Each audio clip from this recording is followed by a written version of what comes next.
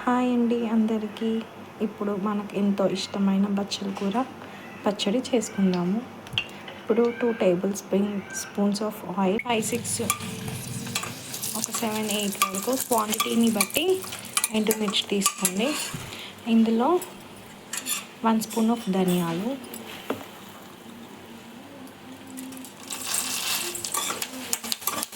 ఇలా బాగా ఫ్రై అయ్యాలి. అయిపోయాక 1 స్పూన్ నువ్వులు, చూసారా అలా చిటపటలా ఆడుతున్నాయో. జీలకర్ర తీసుకుందాము.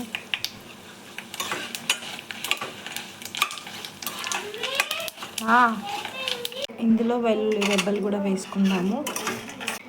ఇవి మంచిగా ఫ్రై అయిపోయినాక ఆఫ్ చేద్దాం. స్టవ్ మీద పాన్ పెట్టుకొని 2 టేబుల్ స్పూన్స్ ఆయిల్ తీసుకోవాలి.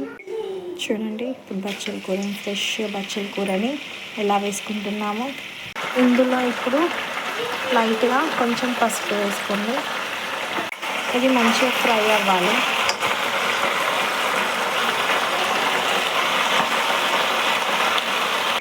బచ్చల కూర చాలా ఆరోగ్యకరమైన ఆకుకూర. ఇందులో విటమిన్లు, ఖనిజాలు, యాంటీ ఆక్సిడెంట్లు పుష్కలంగా ఉంటాయి. బచ్చల కూర తినడం వల్ల బరువు తగ్గడం, గుండె ఆరోగ్యం మెరుగుపడడం, ఎముకలు బలంగా ఉంటాయి. రోగనిరోధక శక్తిని పెంచుతుంది. కంటి చూపుకు మంచిది. జీర్ణక్రియకు సహాయపడుతుంది. చర్మం, జుట్టుకు చాలా మంచిది. కొన్ని రకాల క్యాన్సర్ల ప్రమాదాన్ని తగ్గిస్తుంది. ఇన్ని ప్రయోజనాలున్న బచ్చల కూరని తినడం ఉత్తమం కదండి. ఇప్పుడే ట్రై చేయండి. సరిపడంత కాస్త చింతపండు వేయండి. వేసాక కలపండి. మగ్గిపోయాక స్టవ్ ఆఫ్ చేసేసుకోండి. సరిపడా సాల్ట్ వేసేసుకుందాం. ఇలా గ్రైండ్ అయ్యాక ఇందులో బచ్చల కూరని వేసుకుందాం. ఇలా బచ్చల కూరనంతా మిక్సీ జార్లోకి తీసుకున్నాను. ఇప్పుడు ఈ పచ్చడిని పోపు వేసుకుందాం. 2 టేబుల్ స్పూన్స్ల ఆయిల్ వేయండి. నూనె వేడయ్యాక ఇందులో ఎండుమిర్చి వేసుకోండి.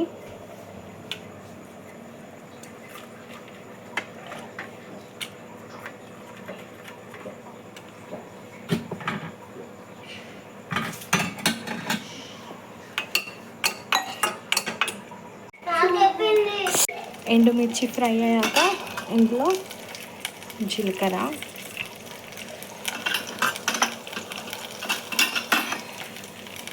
ఆవాలు, కరివేపాకు,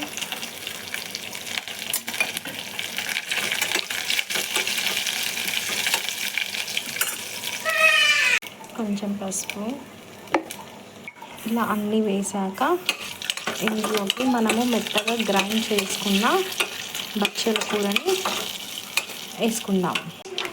మెత్తగా పేస్ట్ చేసుకున్న బచ్చల కూరని వేసుకుందాం.